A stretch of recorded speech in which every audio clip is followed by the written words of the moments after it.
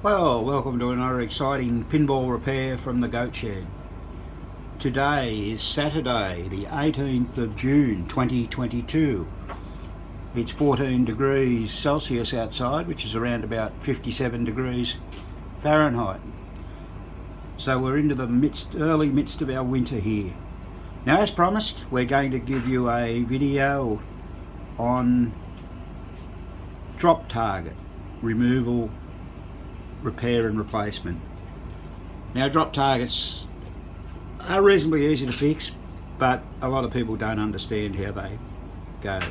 But before we show you what we do, we'd just like to remind you to give us the big thumbs up on our videos, and please, if you would, subscribe to our channel.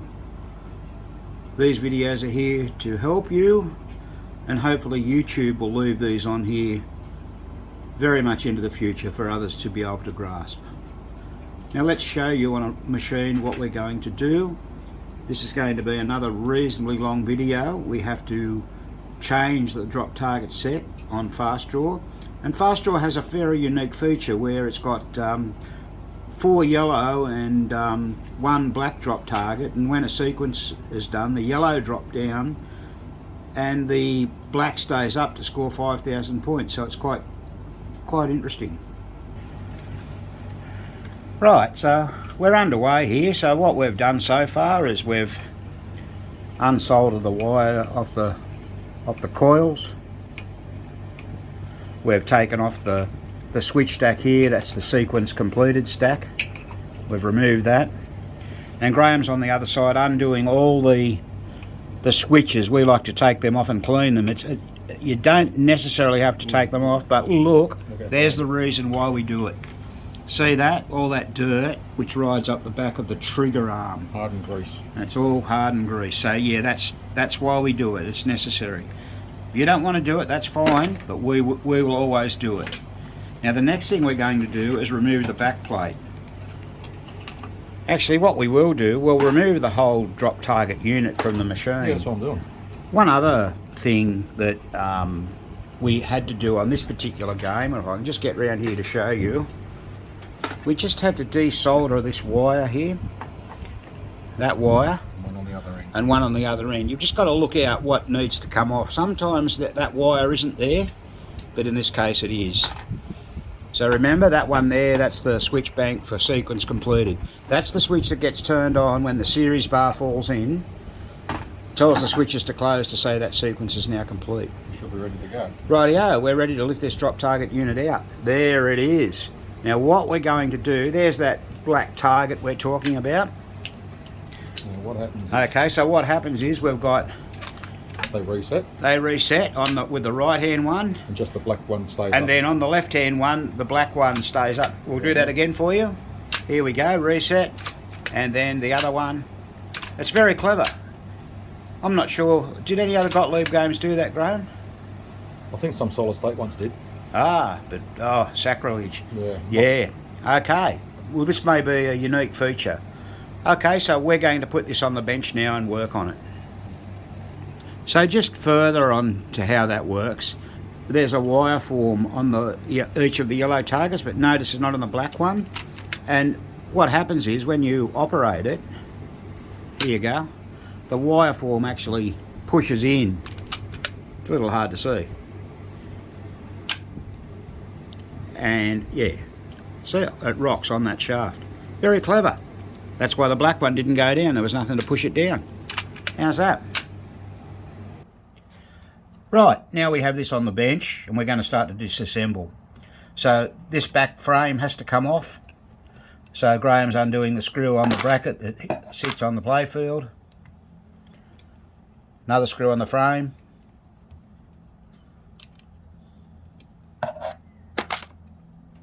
And one more. Now note these rubbers here. There's 3 missing. We'll replace those. We bought replacements off PBR. There's your plate. It's off. We'll be cleaning that. Now, you can see how dirty all the drop targets are, but they're actually getting replaced. Okay, so we're going to be removing everything. So we're going to be taking this shaft out. That's the shaft that goes right through the center of the triggers. He's just going to undo the 4 screws on the coil now. Those ones there. Those ones, yeah, there he is showing you. And 2 on this one. Now this coil here has no adjustment, no stroke adjustment. Just lean that one down a bit, Graham. None whatsoever, because that's the one that pushes that bar with the wire forms on it. And they must figure it that it doesn't need any, because it only has to push a little short distance. So we'll take that out. Out that comes. Now, just while he's doing that, that's the end of the shaft that we're talking about that goes right through.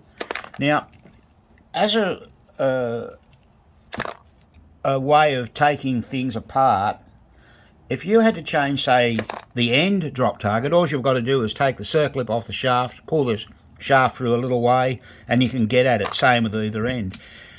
But if you've got a large bank drop target, this is only 5 bank, and you needed to change the middle target, what you can do, if you're lucky enough to have another shaft, you can push the shaft through and follow it through with another shaft. When you get to the target you want, you just push the original shaft beyond and pull the service shaft that you're using back, and you're able to take the whole target out. No trouble at all.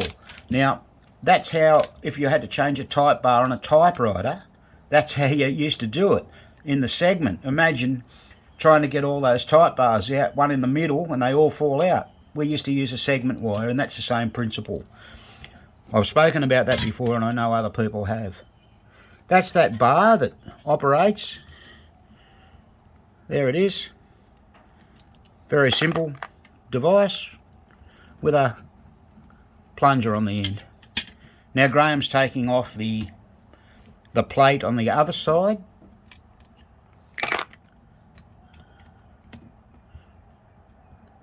Remember, he unsoldered the wires off those switches. Right, now we get those springs off. Oh, now we're taking, just turn it over so the viewers can see. These are your trigger springs. You just take them off.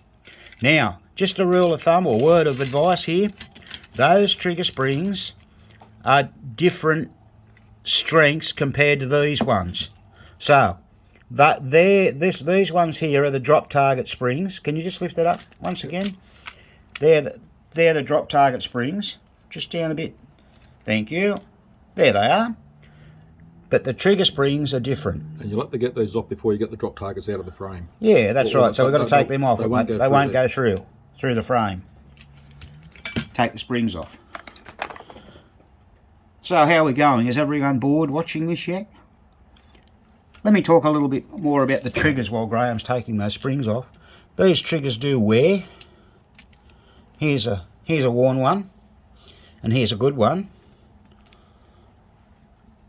So you can see the wear here on that trigger. That's not too bad. There's wear on that trigger. You can buy new triggers, but what we'll do, we'll use a Dremel tool to flatten those out a bit. And that'll be as good as new then.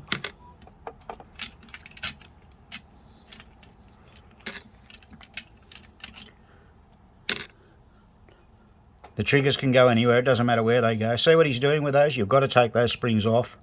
And remember, they're different than the trigger springs. Once again, there's a trigger spring here. And they're a lot stronger.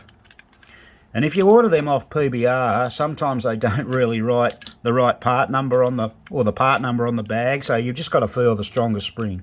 They're always the ones that go in the trigger, and they come from the top. There's the drop targets, they're out. There's the frame with the switches on it. Right, now.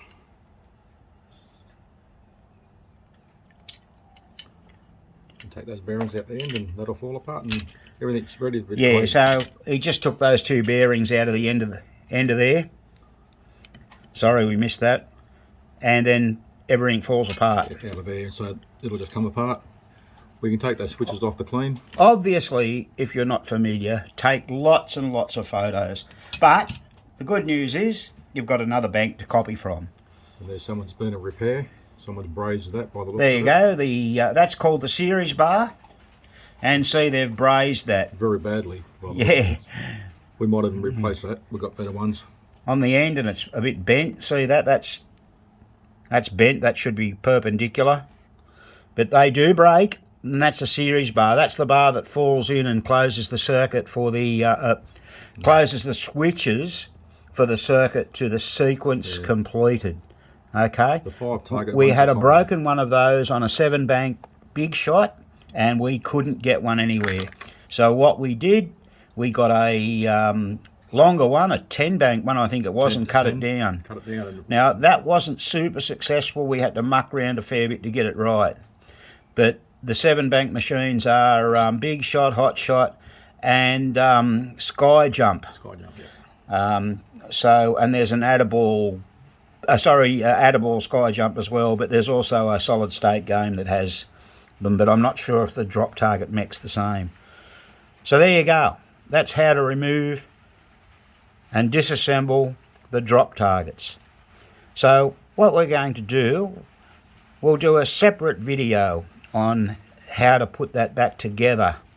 We're going to go away and clean all these parts, clean the switches, and then we'll go through the reassembly process. So this has been another Goat Shed presentation.